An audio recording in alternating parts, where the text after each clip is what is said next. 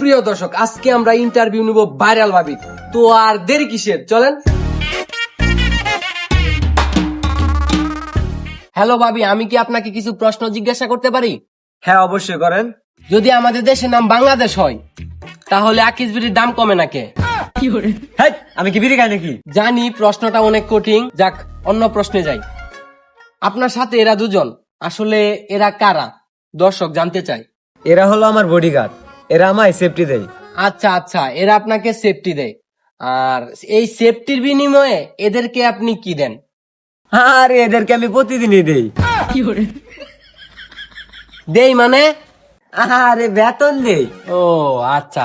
আরে তোমরা কেউ ধাক্কাধাক্কি করো না, ভাবি সবাইকে দিবে, ছবি তোলার সুযোগ দিবে। আচ্ছা, আমরা কি জানতে পারি আপনার ভাইরাল হওয়ার রহস্য? আপনার হাতে একটা মাইক, আমার আব্বার নাম রতন চৌধুরী। ভাইরাল হওয়ার রহস্য বলতে কইছি।